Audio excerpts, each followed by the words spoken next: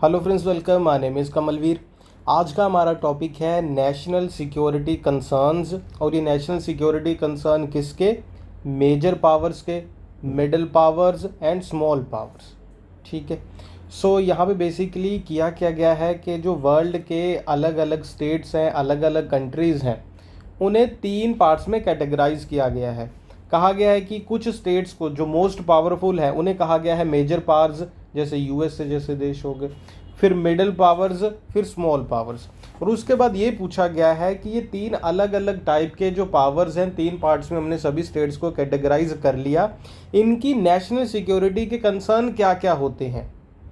ठीक है, थोड़े थोड़े तो डिफरेंट होते ही होंगे ना। वैसे तो हर एक स्टेट का नेशनल सिक्योरिटी देखो एक जैसी होती है, लेकिन फिर भी जो स्टेट बहुत ज़्यादा पावरफुल है या एक थर्ड वर्ल्ड कंट्री है, उसके लिए सिक्योरिटी कंसर्न डिफरेंट डिफरेंट होते हैं। तो यही हमें समझना है। तो अभी मैंने आपको टॉपिक के बारे में बता दिया। तो ये टॉपिक नंबर 4 है और हम UGC net defence and strategic studies के सिलेबस के अकॉर्डिंग ये रिकॉर्ड कर रहे हैं। और आपको पता है कि यूनिट नंबर 1, ये तो आप जानते ही हो कि यूजीसी नेट डिफेंस के सिलेबस में टोटल 10 यूनिट्स हैं, है ना। 10 यूनिट्स हैं और उसमें से यूनिट नंबर 1 में भी कई सारे टॉपिक हैं और यूनिट नंबर 1 में टॉपिक नंबर 4 है जो आज हम कवर कर रहे हैं। इसके पहले के 3 टॉपिक हमने पिछली वीडियोस में कवर कर लिए हैं। ओके। सो एक और कंसर्न जो स्टूडेंट्स का था, अभी क्या है कि जब भी हम कोई भी टॉपिक करते हैं ना, तो कई सारे बुक्स के नाम मैं आपको बताता हूँ, कई सारी थ्योरीज के बारे में बताता हूँ, कई सारे थिंकर्स के नाम बताता हूँ। मैं आपको बताता हूँ कि ये बुक किस थिंकर ने लिखी, जो हम टॉपिक पढ़ रहे हैं इससे जुड़ी कौन कौन सी थ्योरीज हैं, उन थ्योरी से कौन कौन से थिंकर एसोसिएटेड हैं। तो मैं ये आपको बताता हूँ ना। तो अभी मैं आपका एक पेपर देख रहा था, मैं आपको दिखाता हूँ। सो यहाँ पे देखो कि जो सेकंड क्वेश्चन ही है ना, 52nd क्वेश्चन है, यानी कि सेकंड क्वेश्चन आपके पेपर नंबर 2 में क्या है? Who is the author of the book the rise and fall of the great powers. ठीक है, तो 4 आपको ऑप्शन दिए हैं। तो यानी कि बुक के क्वेश्चन, इसीलिए मैं बुक्स के कई सारे नाम आपको बता देता हूँ कि बुक्स के कई सारे क्वेश्चन एग्जामिनेशन में पूछे जाते हैं। देखो ये वाला क्वेश्चन भी मेरे ख्याल से मैंने आपको, ये तो है लास्ट ईयर का, ये जून का ये पेपर है। तो लेकिन ये वाला क्वेश्चन भी मैंने आपको बताया था, अगर आपको याद होगा पिछली वीडियोस में। तो ये देखो, according to liberals which of the following is not a cause of war? Lack of democracies, lack of interdependence, lack of shared institution, power transition. देखो ये जो सेम क्वेश्चन है, अगर आप ये फोर्थ टॉपिक है ना, थर्ड टॉपिक भी देख लो, सेकंड भी देख लो, वहां पे मैं आपको लिबरल्स के बारे में जहां जहां बताया है, तो आपको सेम यही स्टेटमेंट्स मिल जाएंगी। इसी से जुड़ा ये सारी थ्योरी मिल जाएगी कि इसका आंसर क्या होना चाहिए, क्यों होना चाहिए। सो ये मैंने आपको इसलिए दिखाया ताकि आपको पता चल जाए कि हम जो जो चीज़ें मैं आपको बता रहा हूँ कि बुक्स के नाम, थ्योरीज के नाम, स्कॉलर्स के नाम, तो वो आपको याद करने हैं, लर्न करने हैं। मैंने आपको बता दिया ये, क्योंकि एग्जाम में ऐसे ही चीज़ें पूछी जाती हैं। तो आगे बढ़ते हैं टॉपिक की तरफ। सो इन इंटरनेशनल रिलेशंस और international politics, countries are often classified into different categories based on their power and influence। तो एक कंट्री का, एक स्टेट के पास कितनी पावर है, इंटरनेशनल लेवल के ऊपर, इंटरनेशनल सिस्टम के ऊपर उसका कितना इन्फ्लुएंस है, ठीक है, इस पर बेस्ड उसको कैटेगराइज किया जाता है देशों को। जैसे आप कह लो कि अगर हम डेवलपमेंट की बात करें या फिर आप कह लो कि आइडियोलॉजी की बात करें, तो हम अलग अलग स्टेट्स को कैटेगराइज करते हैं। हम कहते हैं कि ये फर्स्ट वर्ल्ड है, ये सेकंड वर्ल्ड के स्टेट हैं और ये थर्ड वर्ल्ड है ना। तो फर्स्ट वर्ल्ड जो कि डेवलप्ड नेशंस हैं और जो कि लिबरल्स हैं।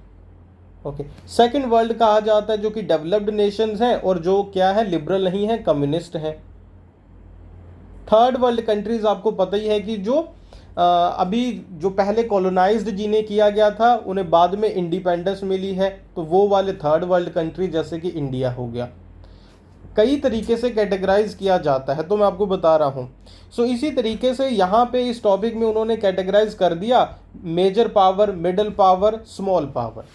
तो अभी एक बात ये है कि क्या इसके लिए कोई, आप कह लो कि प्रॉपर क्लासिफिकेशन है कि ये एक देश है तो ये मिडिल पावर में आएगा, मेजर में नहीं आएगा। और मेजर की क्या कोई फिक्स डेफिनेशन है? नहीं है। देखो, ठीक है, ये सिर्फ एक क्या है, एक कंसेप्ट है। जैसे ये फर्स्ट, सेकंड और थर्ड वर्ल्ड ये कंसेप्ट है, ऐसे ये कंसेप्ट है। सो दिस क्लासिफिकेशन हमें हेल्प करता है किस चीज़ में, इससे हम ग्लोबल पॉलिटिक्स के बारे में जानते हैं, उसके डायनामिक्स के बारे में जानते हैं। और इसके अलावा इस क्लासिफिकेशन से हमें ये समझ आता है कि अलग अलग स्टेट्स का क्या रोल होता है, वो इंटरनेशनल रिलेशन में, इंटरनेशनल सिस्टम में क्या रोल प्ले करते हैं। अगर आप डिपेंडेंसी थ्योरी पढ़ोगे, आगे जाके हम पढ़ेंगे ही, तो डिपेंडेंसी थ्योरी पढ़ेंगे तो उसमें हम जानते हैं कि ये स्टेट है, जो कंट्रीज़ है, ये सेंटर की कंट्रीज़ हैं, ये पेरीफेरी कंट्रीज़ हैं, ये सेमी पेरीफेरी कंट्रीज़ हैं। तो कई तरीके से क्लासिफिकेशन होता है। ये नहीं आपने सोचना कि यार क्या कोई लाइन बनी हुई है, क्या ये देश इसी में आएगा, नहीं, ये सारे कंसेप्ट हैं। ओके, सो आगे बढ़ते हैं। तो पहले ना आप ये थोड़ा सा मैं आपको ओवरव्यू दे देता हूँ, मेजर पावर क्या है, इनके मीनिंग बता देता हूँ, फिर इनके नेशनल सिक्योरिटी के कंसर्न जानेंगे। तो ये पूरा सेशन कैसे होगा, तो पहले मैं आपको इन सारी चीज़ों के क्या बताता हूँ, अच्छे से मीनिंग बता देता हूँ, उसके बाद इनके जो कंसर्न्स क्या है वो बताऊँगा, फिर हम थ्योरीज के बारे में, कंसेप्ट के बारे में और कुछ बुक्स के नाम आपको बताऊँगा स्कॉलर्स के, तो वो आप लिख लेना। आगे बढ़ते हैं। तो मेजर पावर्स क्या है, मेजर पावर जिन्हें ग्रेट पावर भी कहा जाता है, सुपर पावर भी कहा जाता है। इनके पास ऐसा क्या है अलग, तो इनके पास सिग्निफिकेंट मिलिट्री, इकोनॉमिक और पॉलिटिकल इन्फ्लुएंस है, किसके ऊपर, ग्लोबल स्केल के ऊपर, यानी कि इंटरनेशनल पॉलिटिक्स में, वर्ल्ड पॉलिटिक्स में इनका इन्फ्लुएंस बहुत ज़्यादा है। और इनका इन्फ्लुएंस कैसा ज़्यादा है, पॉलिटिकल इन्फ्लुएंस इनका ज़्यादा है, यानी कि अलग अलग स्टेट की जो पॉलिटिकल पॉलिसीज़ हैं उनको ये इम्पैक्ट करते हैं। इकोनॉमिक, इनका इन्फ्लुएंस का मतलब इकोनॉमिक पॉलिसीज़ को ये इम्पैक्ट करते हैं। इनके पास मिलिट्री बहुत ज़्यादा है, तो ये दूसरे स्टेट को मिलिटरीली भी इम्पैक्ट कर सकते हैं, इन्फ्लुएंस डाल सकते हैं। इनके पास क्या है, कैपेबिलिटी है, किस चीज़ की, टू शेप, किस चीज़ को शेप करेंगे ये, इंटरनेशनल रिलेशंस को अपने इंटरेस्ट के अकॉर्डिंग, ठीक है, अपने इंटरेस्ट के अकॉर्डिंग। तो इनके पास सबसे ज़्यादा पावर है। ओके, इसके अलावा एक और वर्ड यहाँ पे आया कि ये क्या करते हैं, इंटरनेशनल रिलेशंस को शेप करते हैं, और इनका प्रोमिनेंट रोल है किस चीज़ में, ग्लोबल गवर्नेंस में। तो ग्लोबल गवर्नेंस क्या होता है ये भी हम समझेंगे आगे जाके, याद रखना, लेकिन ये कंसेप्ट भी हमें समझना है, ग्लोबल गवर्नेंस का मतलब क्या होता है। ठीक है, एक चीज़ मैं आपको थोड़ी सी यही बता देता हूँ कि देखो, हमारे देश में, एक कंट्री में जैसे इंडिया है, तो क्या इंडिया में गवर्नमेंट है, बिल्कुल है कि नहीं, गवर्नमेंट है इंडिया में, हमारे प्राइम मिनिस्टर है मोदी जी, गवर्नमेंट यहाँ पे है। क्या यहाँ पे गवर्नेंस है, बिल्कुल। तो जहाँ पे गवर्नमेंट होती है गवर्नेंस भी होती है, गवर्नमेंट जो भी काम करती है उसे गवर्नेंस कहा जाता है ना।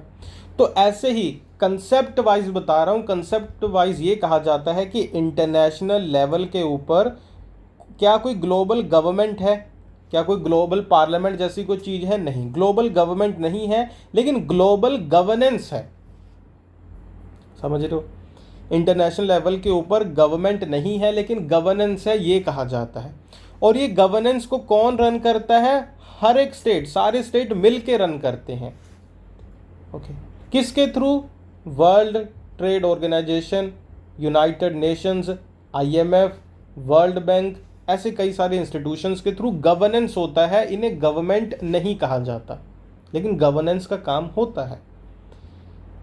क्यों नहीं कहा जाता इन्हें गवर्नमेंट, तो गवर्नमेंट इन्हें इसलिए नहीं कहा जाता क्योंकि आपको पता है कि इनके जो रूल हैं, इनकी पॉलिसीज़ हैं, वो लीगली बाइंडिंग नहीं है। हम बाउंड नहीं हैं। हमारा देश ये नहीं है कि मान लो IMF ने, वर्ल्ड बैंक ने कोई पॉलिसी बनाई तो हमें लीगली उन्हें फॉलो करना ही होगा, नहीं, हम उन्हें मना भी कर सकते हैं। हम उन्हें कैसे फॉलो करते हैं, वॉलंटरली, ठीक है, हम वॉलंटियर करते हैं कि हम आपकी पॉलिसी मानेंगे। लेकिन अगर हम एक देश में रह रहे हैं तो हम उस देश के सिटीजन हैं, तो मुझे बताओ क्या आप वॉलंटियर करते हो देश के कानून को मानना, नहीं, आपको मानना पड़ता है, लीगली बाइंडिंग है।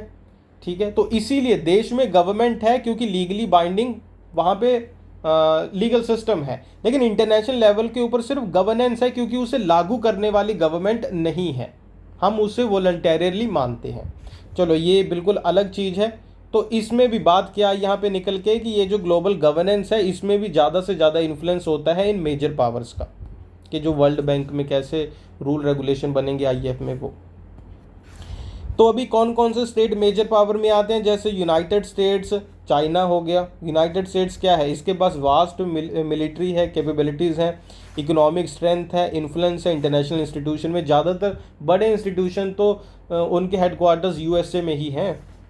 चाइना क्या है, एमर्जिंग पावर है, इकोनॉमिक पावर है, इसके पास भी मिलिट्री है ना, ग्लोबल डिप्लोमेटिक आउटरीच है इसकी भी। तो ये मेजर पावर्स हैं। उसके बाद आ गया Russia, maintains a strong military presence, इनकी भी है। फिर European Union as a whole आ गया। फिर इंडिया भी, आप देखना अभी इंडिया को मेजर पावर में भी काउंट किया जाता है, मिडिल पावर में भी। फिर जापान आ गया, यूनाइटेड किंगडम आ गया, फ्रांस आ गया।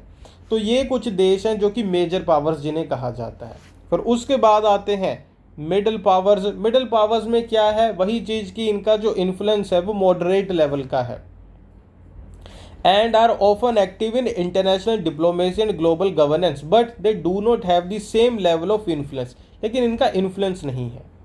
ये बस इतना ही कह सकते हैं कि हम उस चीज़ का खंडन करते हैं, हम उस चीज़ को क्रिटिसाइज़ करते हैं, ठीक है, हम उस चीज़ का साथ नहीं देते, लेकिन उसके अगेंस्ट कोई एक्शन नहीं ले सकते, ठीक है। ओके, सो ये क्या करते हैं, दे ऑफन वर्क, जो आप कह लो कि जो मेजर पावर्स के स्टेट हैं ये डायरेक्टली एक्शन लेते हैं अकेले अकेले, लेकिन यहाँ पे ये क्या करते हैं, they often work through multilateral organisation and coalition to exert their influence. इनका काम क्या होता है, ये डायरेक्टली तो कोई एक्शन नहीं ले पाते, तो ये 3 4 5 देशों के इन्होंने कई छोटे छोटे ग्रुप्स बनाए हैं, तो ये मिल के इन्फ्लुएंस करते हैं। जैसे कि एशियान हो गया कि नहीं, और आप कह लो यूरोपियन यूनियन भी इसी में आ सकता है। इंडिया भी अभी क्वाड बना रहा है, या शंघाई कोऑपरेशन ऑर्गेनाइजेशन है, या आप कह लो कि इसके अलावा सार्क है। तो ये क्या है, छोटे देश क्या करते हैं, अपना एक ऑर्गेनाइजेशन बनाते हैं 4-5 देशों का, तो उसके थ्रू फिर ये आप कह लो उसको एज अ प्लेटफॉर्म यूज़ करके फिर अपना इन्फ्लुएंस एक्सर्ट करने की कोशिश करते हैं। इसमें आता है कनाडा, जिसका एक्टिव रोल है इंटरनेशनल ऑर्गेनाइजेशन में, पीस कीपिंग में। ऑस्ट्रेलिया आ गया, साउथ कोरिया आ गया, ब्राज़ील आ गया, जर्मनी, इटली, टर्की। तो इसमें इंडिया भी आ सकता है। अभी आप मुझे बताना कि टर्की का नया ऑफिशियल नेम क्या है, तो आप बताना।